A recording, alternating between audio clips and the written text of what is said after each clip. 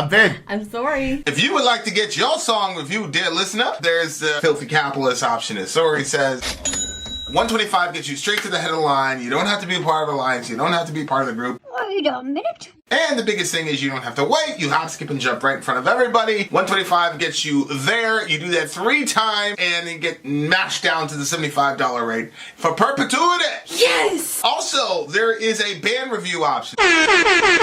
So if you've got a band and you're trying to get your band some exposure, hit me up at itsorry@gmail.com, and I'll show you the details about how to pull that off. You can also jump on Patreon, and there is a option on the tiers to be able to get your band reviewed. Yep. Obviously, we can't lie to you, so we can't guarantee a positive review.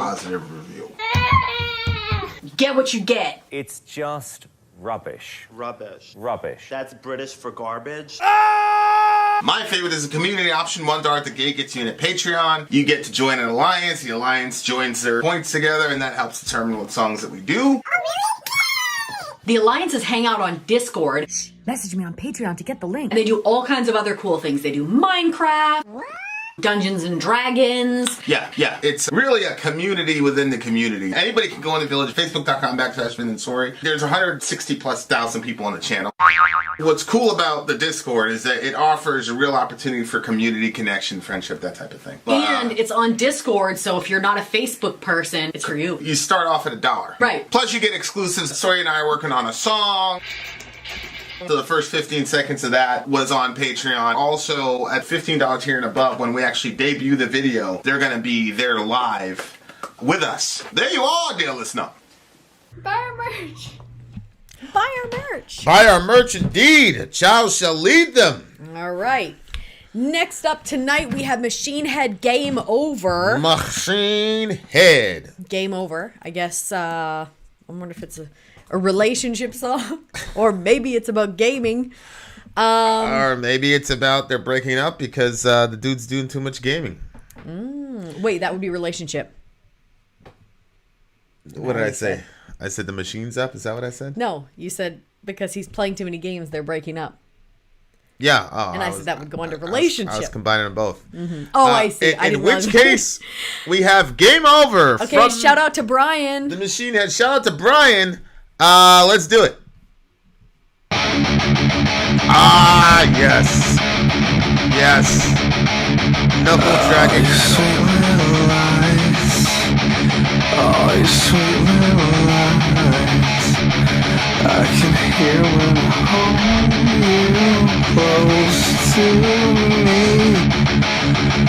When I look in your eyes, I see through your disguise. What I see is a lonely void, and I can see hell in your eyes. Whoa.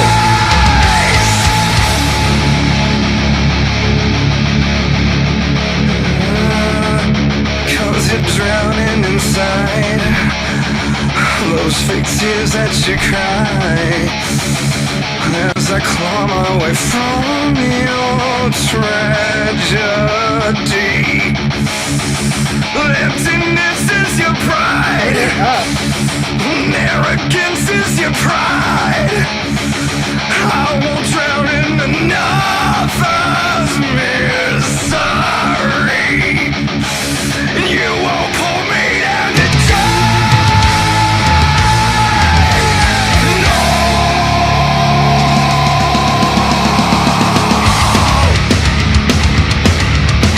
Talk to a brother, minister.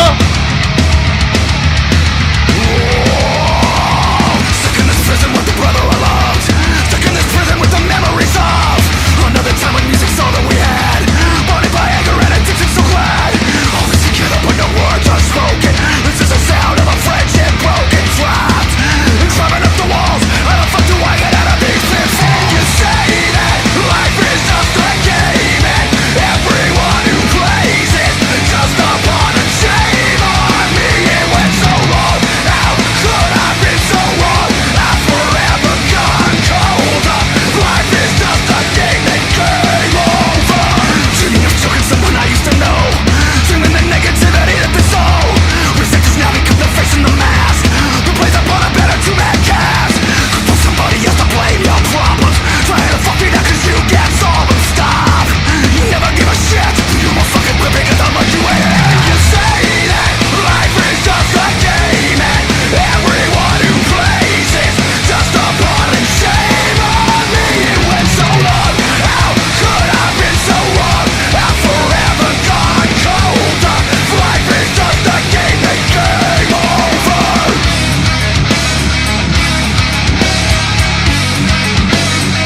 nice harmonies. Let's go.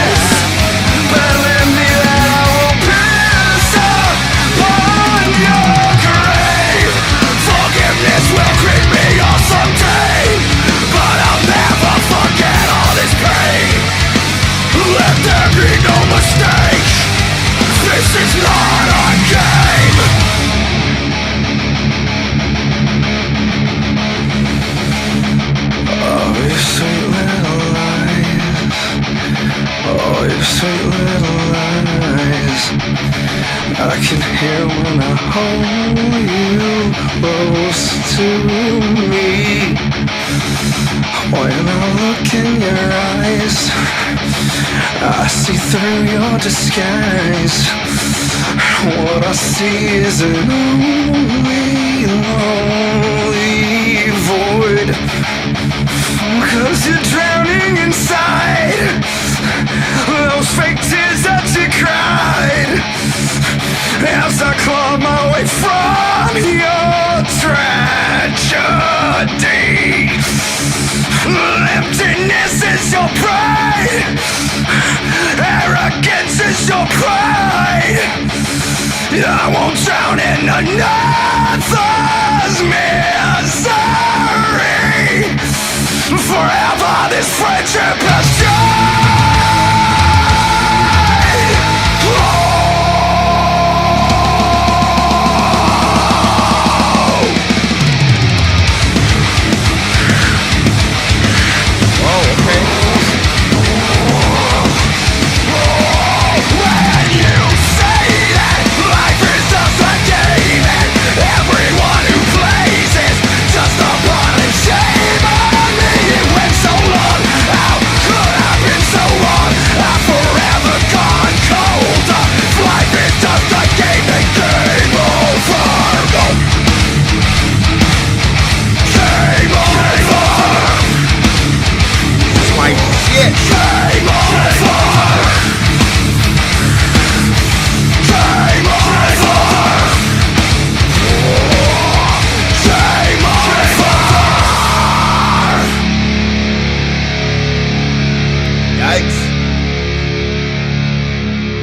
Made him very angry.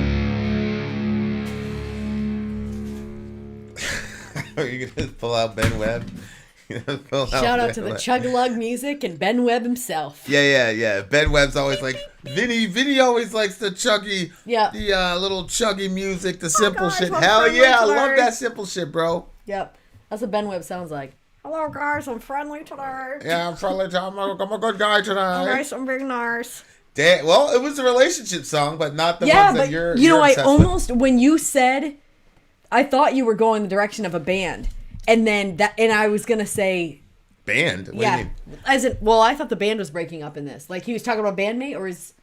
Oh, I didn't interpret it as a bandmate. I thought it was just. He said when the music. Oh, well, what'd you interpret it as? Well, maybe. I mean, who knows? I mean, he's a musician, so whatever. But he said. Yeah, maybe it was somebody that they kicked out of the band. Maybe that's the guy what I thought he was saying. You know, because these guys stuck in this prison with a brother I loved, stuck in this prison with the memories of another time when music's all we had, bonded by anger and addictions. So glad, always together, but no words are spoken. I had friends in high school. We were all bonded by music. We weren't in a band together though. But yeah, I mean, it could have easily been a bandmate for sure. Always together, but no words are spoken. I think that, you know. Oh. It's very possible that it could have been a bandmate for sure. Because well, when he started out, oh, your sweet little lies, I thought, oh, he's talking to a girl, right? Because the way, like it, oh, that's the tone of like, I don't know, you know what I mean? Like, when you know, even though he's calm like that, he's not calm. You're talking to a female, yeah. You're dealing with a line-ass female, yeah. I mean, so I thought that's where he was going with it, but I thought it was pretty brave of him to do the song that way because that's kind of like. Yeah, I was like, oh, he's talking about some girl, and then it turns out that it's his bandmate. Especially because he says, brave. I can hear when I hold you close to me. Yeah. So when I look in your eyes, I see through your disguise. I'm like, okay, he's definitely talking to a woman. And then when he said... That means that they were mega close. Yep. That means they were mega close. I always get criticized by this with people. Even you sometimes. Like, I feel like you kind of hold back. But, like... For what? I'll have like good, genuine, close friendships with people, and then when the friendship's over, like it's over. Yeah. And people always look at you like you're a weirdo, like me, like oh you're a weirdo or something's wrong with you or whatever. And like I always say, like I'm not sure if like if that's the most healthy way. Or yeah, I'm not sure, but like I don't have these feelings with people though. You know what I'm saying? Yeah. Like I don't. Like there was this, like recently there was this discussion. There was this one particular person that I was friends with. Like we were real good friends with them. And like before I even met you, you know what I'm saying? Like before we were friends or whatever. And then I knew of them, but I was never really. Yeah, then me and you got together, but the girl never really liked you. No. It was like a couple. And to be honest, I wouldn't have liked me either back then, so I can't really. Yeah, but that was before she even knew you or even was around you. Well, yeah. She had her own insecurities, whatever. Yeah, whatever. Yeah. But I knew that about her. But thing that really can mess with you.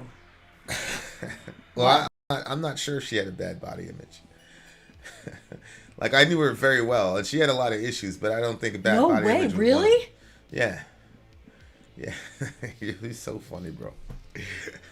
Well, she was extremely unhealthy, so I just assumed. She still is extremely unhealthy. They're both extremely unhealthy.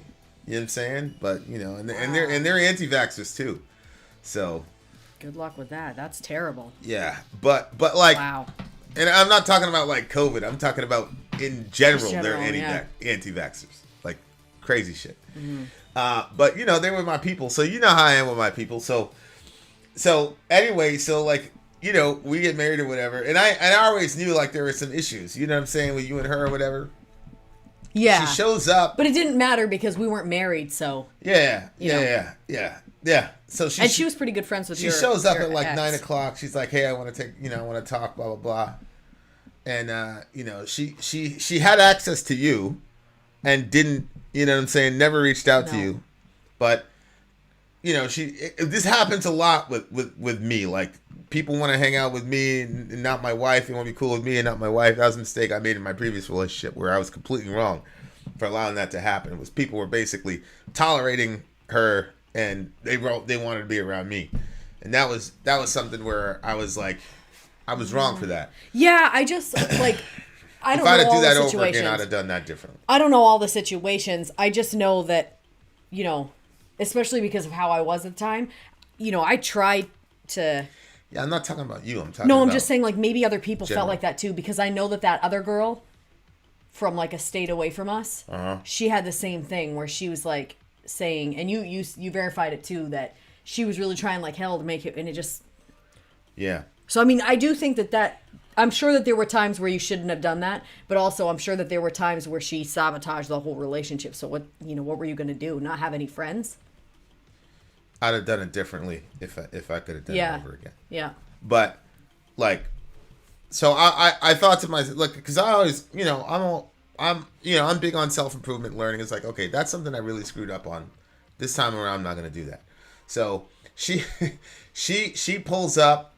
She's like, I want to talk to you, blah, blah, blah. And I'm like, all right, I want to hear what she has to say. So then she starts saying, like, I can get to like, sorry, blah, blah, blah. And I just told her, like, I was like, oh, no, you good. You don't have to do that. And she was like, oh, I was like, yeah. I said, this is the last time me and you are ever going to hang out ever. Ever. Like, don't come around here. Don't talk That's to so me. interesting. Those people are all the same. You remember the person that said, we can learn to love him? Yeah. I know. You had a different kind of reaction though. But like, I was like, she said that nonsense, and I said, I let her say her piece or whatever, and I said, cool. I said, listen. I said, don't ever come around me. Don't talk to me. Don't text me. Don't do anything. I was like, I'm never gonna see you again. And I don't have any hard feelings towards you, and I don't. Like, if I see, like, there's some people, like, they hear a person's name or whatever, they bristle, they get angry. I generally don't. And she was, oh, that's not fair. You can't force a person to like a person. I was like, nah, bro. Like, I don't know. Like, I agree. I can't force you to like a person, but I'm not going to be around you. Like, you're tolerating my wife. Get the fuck out of here. Like, no. Like, like, that means our friendship is over. And that's okay. Like, because everything has a life cycle. Like, when you buy an iPhone, you don't believe that you're going to stay with that particular iPhone for the rest of your life. You know that there's planned obsolescence. You know that it's going to break or whatever. And I'm not certain. Like, to me, relationships are basically like that. Like, most of them. Most relationships are like that. People talk about, oh, my childhood friend. Like, you had a childhood friend, his brother died. Was that his brother? Mm-hmm. That was his brother? That was his brother. And, like, you went to the funeral to support him and stuff, but, man, you ain't close like you were with him, man. No, I'm not close. But I've been messaging him every day, but no, it's not. Yeah, and if you didn't have social media, you wouldn't be. Right.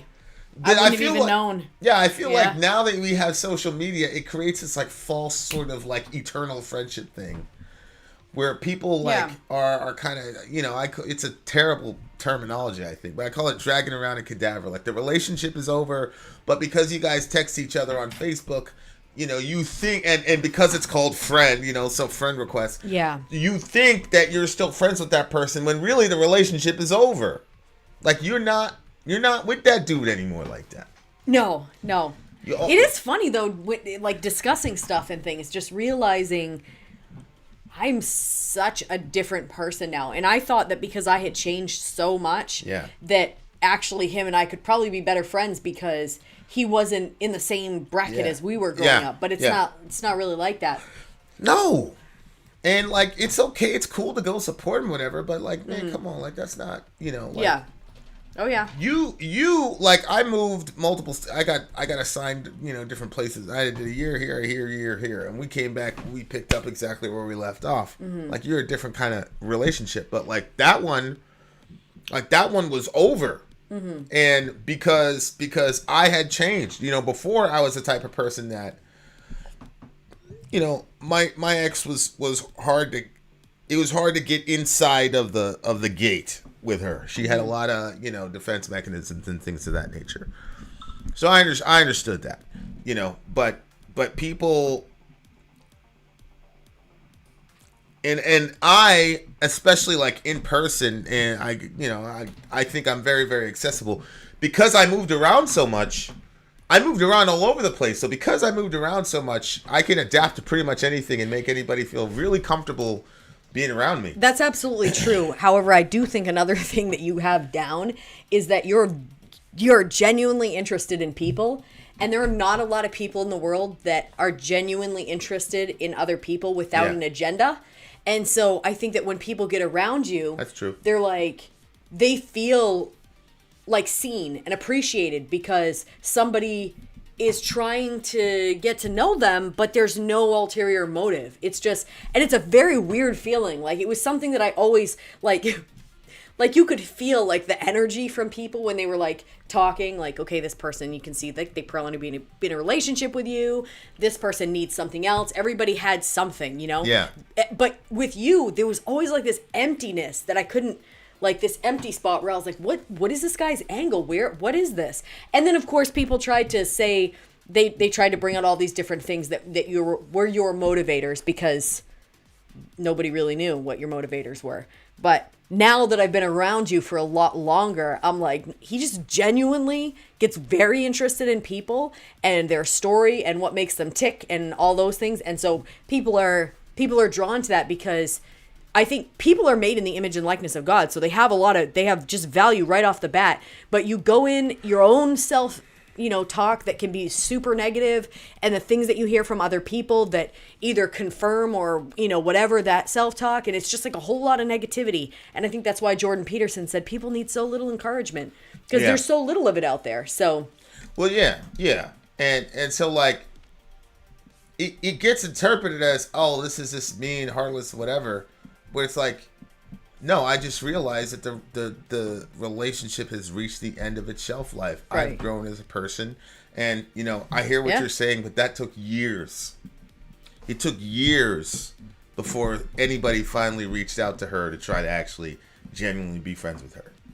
People were around me, and it's like boom. But then with her, it's like years, and then she had to, anyway. Yeah.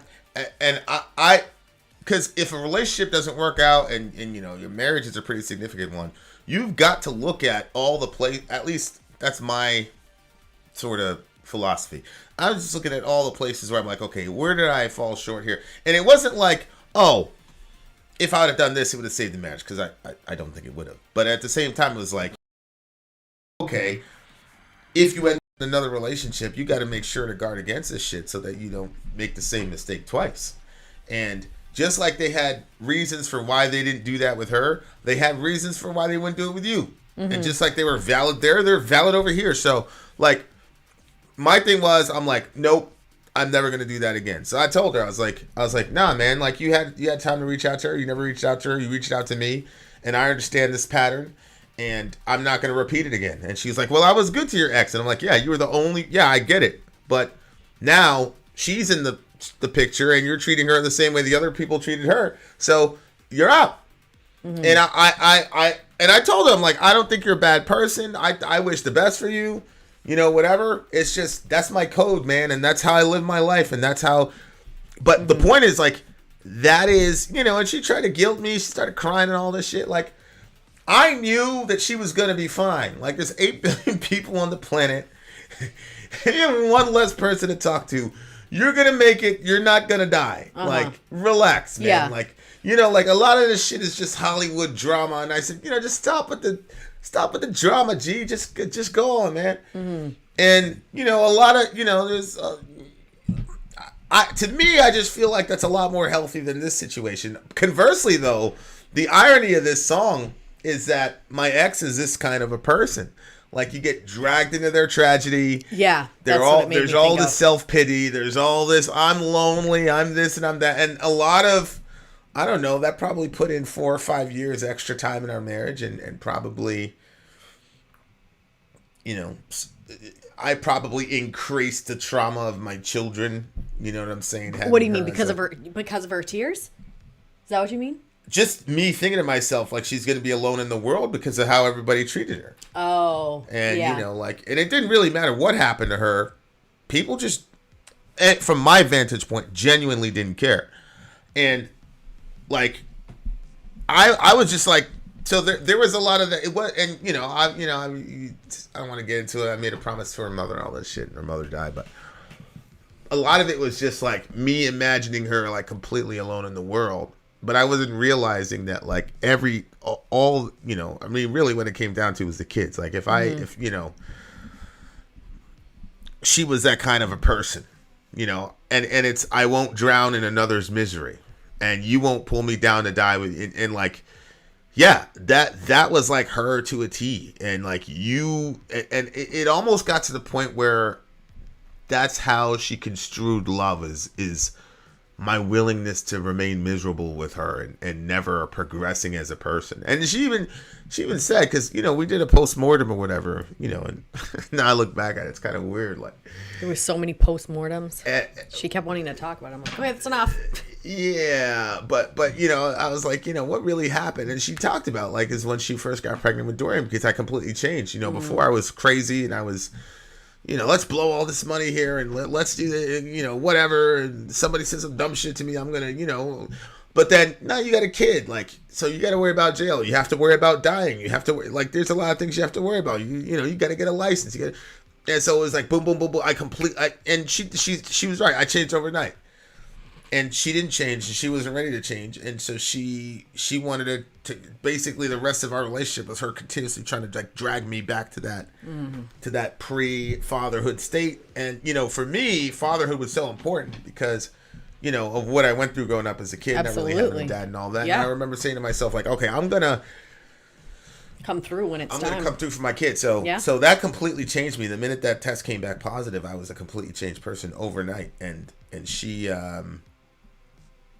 I think it's one thing to say I need to progress to change and I need time versus saying I am not going to change and I'm going to bring you back, and if you don't come down here in the gutter with me, then our relationship is over. Because there are some people who are massively toxic where that's their their MO. and that's how they understand they believe that that's love, is that your willingness to go and sit in the toxic goo with them. They think that that's love, and so I had to learn, like, no, that's not love, man. That's codependency, and it's not anything romantic. It's a diagnosable issue that psychologists have found for decades. Like, there's nothing like ethereal or romantic or theological about it. It's just plain toxic personalities and narcissism and codependency. It's all it is. And, Yeah, I mean- and it's your hero complex trying to save people. These are all like disorders. These are not. There's nothing romantic about it. But go ahead. What were you saying? Yeah, I think. Shoot, what was I gonna say? It's. No, I was saying that those are disorders in codependency. Like, Well, I mean, I know one thing I was gonna say was I think that whenever I've heard that story about you switching when you got pregnant, I couldn't understand at all. Not even a small little boop. I can barely understand your ex, even when I try my hardest. But in that situation, I couldn't understand her at all. Because I was thinking, I don't understand why she wasn't really happy that you got very serious and, to provide for the kid and stuff like that.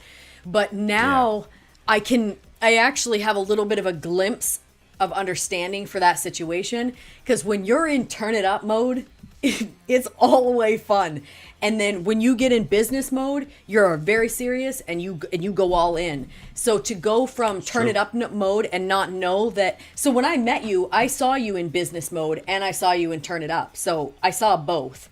So with her, if she never saw like business mode, and that was the first time, and she's experiencing that while she's going through pregnancy, and the way that pregnancy, just affects women in general, especially her, like, I can see how that would be a lot to, I mean, she never acclimated to it. That's the issue. Like with Job, when Job wasn't doing well, like his friends came and they were, I'm talking about Job in the Bible. They came and some of them were talking, singing all this, whatever. And then they eventually just sat there. Didn't they just sit there with him for a little while? they sat with him in silence for 7 days. Right. So, Yeah. I mean, there was a time limit on it. You know what I mean? They didn't sit forever with Job. Yeah. And we don't know how long Job suffered for, but his friends sat with him for 7 days. And I think that there's something to learn of that when somebody is in pain, like, it's good to be there with them, not even necessarily to say anything, just to be there. And that was one thing that I got from that book, Broken Peace. She said that she realized that when people were coming to say things because she had lost her child, was that they were saying it for themselves, not for her. Yeah. Because she was being sucked down into a black vacuum, and so she knew they were just saying it for themselves. Yep. So It's true. That's true. So I think you got to sit with people, but then you can't stay forever, because like you said, that's toxic, and Yeah. you're feeding into a disorder, and Yeah, and the guy says, like you said, life is a game. yeah, Like, and again, there's a the difference. pawn mentality. There's a difference, right? Like, I would, there's some disorders or whatever that are lifelong types of situations that people are never going to get past outside of some direct intervention from the Most High. Yep.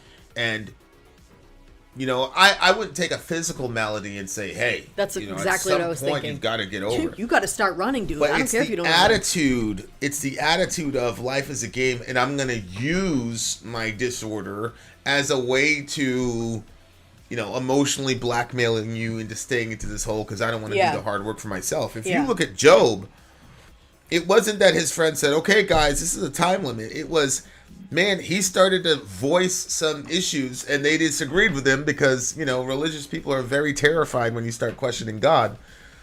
Because to her point, Job's friends became destabilized in God, and so they were rebuking Job because they were trying to maintain their own theology because it wasn't as secure as they thought it was. I think they were also afraid, like, because they kept trying to accuse him of stuff. Yeah. So I think they wanted to put a reason for why, so then they could say, well, it's not going to happen to me because I'm not doing whatever it was Job was doing. You know, sometimes it's not because you did something wrong that tragedy strikes. And the other thing is, this guy is not, I don't really know how bad or good this is, because he says, another time when music's all that we had, bonded by anger and addictions. So, I think anybody on face value would say, well, to be bonded by only anger and addiction is not a healthy thing. I think most people would say that. And so it's like, that means that this guy now has a self-awareness to look back and say, okay, the basis of our... we were talking about this with another guy. Right. That, you know, like, people, when there's a conflict and people take sides, you just end up on a certain side and people truly believe that they've got this real deep bond with each other. When in reality, their bond is based on... you know, jealousy and envy and anger and all the rest of it. So and this gossip. guy ends up getting married, whatever, in that context. And like 2 years later, he's single again. Shout out to the homie. But like, people really truly, and I remember saying, like, you watch what happens when we're no longer the subject and they have to look at each other. Like, watch. And I mean, I said 5 years. I mean, damn, homie.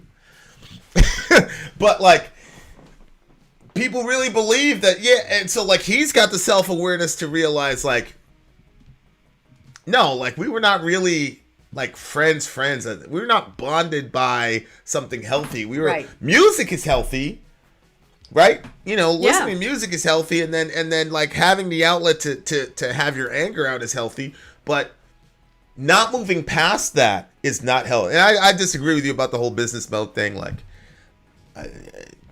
that's not what happened. It's just she had.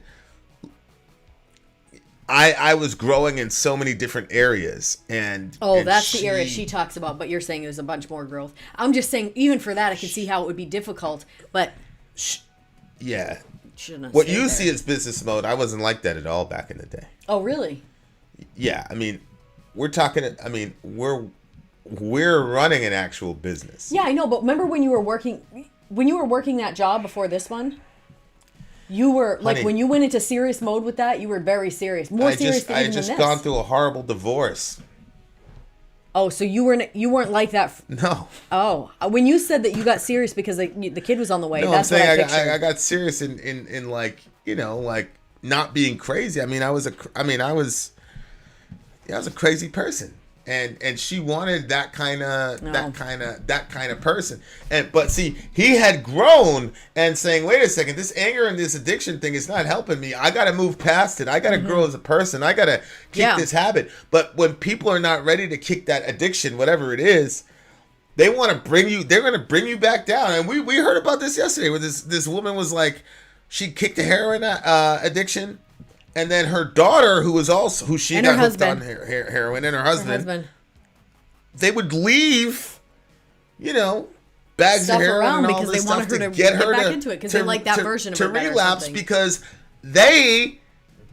she would be a walking monument of their failure, right? To control themselves and manage themselves, right? And so, when you're around toxic people, when you tell them like, "Yo, I'm not staying there with you, bro." Mm-hmm. They get very, very angry at you. They'll get more angry at you than anybody you've ever seen in your life because that's really touching on a pain point for them. Mm-hmm. Because then they'll switch it on you and they'll say that you're abandoning them and all this other stuff. Like, no, I'm not abandoning them. I'm not abandoning you. It's just, if I abandoned you, it would be like, yo, I'll never, you know, whatever. But it's, I'm over here. If you want to come over here and be friends, cool. But I'm Yeah. not going back there because you're gonna kill me, and I'm not gonna die with you, bro. There's no poetry there. So Well, I think you were talking to somebody the other day, and you said like, "I'm going forward. You know, the line is there. You can grab onto it and come with me, but I'm not going back there." yeah, And I thought that was a really good way of putting it. yeah. People want to like romanticize all that shit, like And to me, I think there's a difference between dying for a person and throwing your life away. Those are not the same thing. Of course, yeah. Those are not the same thing. Yeah. And the thing is, Jesus didn't throw his life away. Mm-hmm. You know what I'm saying? Like, if you didn't want to like change, like literally the first word that Jesus uttered was repent, which means change. So Jesus didn't walk around with, and it was mostly religious people who didn't want to change. And Jesus was like, "Oh, okay, you don't want to change, see ya." And there were times that Jesus said, "Don't talk to that guy." They're the blind leading the blind. I'm good. I'm good. And obviously, you're not Jesus, so you can't heart read, but you can action read. And I've got a body of work from certain individuals where it's like, oh, okay. You know what I'm saying? Like, so the song, it's important. It's very healthy because, I mean, I'm not a fan of the whole "on the day of your demise, unburied, left for flies." Obviously, that's a poetic way of saying he's massively angry at this person. But he said, "Shame on me." And I think, I think that that's very well placed because there should be a certain degree of taking accountability for the fact that you let that shit go on too long. Oh, yeah. You let it go on and you played into the codependency. Yes, Right. you did. And from that perspective, when you say shame on me, I know everybody hates, terminology like that, but if you use it properly, it'll help you not to fall into that situation again. Yeah. That's one of the reasons I recognize, I'm like, oh, I see what this is. I'm not doing this shit. So, like, I think it's important. Like, he's saying a lot of really deep shit here that if you really understood, like, if you get it and you plug it in, it makes a lot of sense. Yeah, I think like it over here where he says, "And shame on me, it went so long. How could I have been so wrong? I've forever gone colder." And I think that that's really good too because, like you said, you can't keep going. Neither one of us are God. Right. So if we can forever just like be that for that person, then it is going to make us colder. It is going to kill us. It is way too much because we don't have the capacity to be able to help somebody at that level. We can sit with them for 7 days, but Right. that's not forever. That's God. God has to take that role. We can't take that role because if we do, it's going to kill us. And 100%. you can see that this guy, he said he's gone colder because of it. So you can't stick with something so long that it's killing you as a result. Like that person has to grow and that person has to move. Yeah, and I'm not certain that he's right in that he's gone colder because he was extremely emotional in the song. So I think maybe he's interpreting because when you finally leave that toxic person behind, those people are extremely good at getting people to feel sorry for them. And so they will tell you. So then everybody comes back to you and says, "Oh, you're such a cold person. How are you cold-blooded? I can't tell you. I mean, Vin, you're so cold-blooded. Maybe I am. But I don't have these crazy emotions either about this shit." You see what I'm saying? Like, I could see these people in the store. I don't care. You know what I'm saying? Like, it's no skin off my back. Like, like I've got no quarrel with any of these people. Like, honestly, like, as far as I can tell, as far as a person can read their own soul. So, like, he's not cold, but I think what he's reacting to is the vocalization around him of, oh my God, how could you do? Especially if the guy is a drug addict, especially if he was a band member. Oh my God, this guy's in a band with you. You're just gonna kick him out of the band just because he's like, shouldn't you be helping him as a brother and all this and that? Of course, nobody understands like all the countless hours he must have spent with the guy or how that guy tried to sabotage his own sobriety. We're not gonna look at that. We're just gonna look at this guy as a victim. So I think when he says he's gone colder forever, I think what he means is I'm forever gonna draw this line. And for me, I don't take that. I don't take this as being cold. I don't take it as Vin being cold-blooded. I take it as Vin setting boundaries. I'm very, very maniacal. This is kind of I'm maniacal about protecting my mental health. I'm not gonna do shit that's gonna be detrimental to my mental health to try to save the world. Like, I'm never going to be that guy ever again. So, like, that to me is a line, and it's a new code. Most of the codes that I have are other oriented. And they're, I mean, honestly, a lot of them are, it's not from street shit. It's just from, you know, growing up and trying to figure out how love works and all the rest of it. So, like, if I love my guys, then I'm going to do X, Y, Z. It's not about being a gangster, you know. And if I love my people, you're not going to say anything about any of my folks, whether you're right or wrong, without my folks there. Like, you're going to pay some sort of social cost or whatever. Like, so I have all these codes, but I didn't really have a lot of boundaries. I was not very good at boundaries. People had so much access to me. They had access, and I would just let it go on ad nauseum, ad infinitum. So, like, people can look at it as, oh, Vince cold-blooded. I just look at it as like, yo, I'm making boundaries for myself, man. Yeah, no, I agree with that. There was one time he was going nonstop. Of course, we didn't even know all the things that you were doing, as busy as you were. Vin and I were just friends at the time. I was over at his place with a couple of other people, and I could tell, like, man, his freaking eyeballs were going in the same socket. I said, this guy's tired. And so it was already like, what, 2 a.m. or something like that. Like, it was already very early in the morning. It was, people had already been there for a very long time. And so I kind of like got things moving along because I knew he wasn't going to boot anybody out. And then we all got outside, and I said to the other people, I said, yeah, it's a good thing that we're leaving him. He's extremely exhausted. He needs to sleep. And they're like, oh, all right, well. So I got in my car and I left. And then like 15 or 20 minutes later, you messaged me. You were like, yo, are you coming back too? I said, what are you talking about? Turns out those people, after they saw me, the one that was trying to shoo everybody out, leave, then they all rolled back up in his place. Stayed for another, 4 hours or something like that. Yeah, it's daylight. Yeah. Rude. Yeah. But you know what? Like, I wasn't mad at them because you gave it. That's my phrase, right? If you're gonna give it, people are gonna take it. So yeah, I was mad at them, but I was very mad at you too, because I was like, why would you do that? You were so tired. Why not say no? Yeah, and so, but see, the minute I really started drawing lines, people started getting really angry, which is great, because that way I didn't have to say like, yo, like, you're a toxic person. They left on their own accord in anger, and they got to ventilate it all on Facebook, which people need that. And if you need to ventilate on Facebook, that's fine. I'm not going to get into a Facebook jihad with you over me. You know, if we're talking about abortion or something, I'll go back and forth, but I'm not going to get it over me. I mean, so people need that. If people need to ventilate that stuff, like, I'm cool with that, because like, I know that that's not sustainable forever. Like, at some point they got to move on with their lives. Although some people, I mean, holy shit. It's a boring town too. Well, yeah. But you know, he's like, I'll never forget all this pain, forgiveness. I don't even feel like I need to forgive them. Like, I don't even curse your worthless name. You know, everybody like, you know, like, another person reached out to me and apologized to me. It happens like twice a year. One of those people from that group will come and apologize to me in text or, you know, whatever. And like, I think one person apologized to me. I don't even tell them I forgive them, because I never held any offense to them. Like, I told the person, like, I have no. And maybe that's why I feel like, well, how come people don't message me?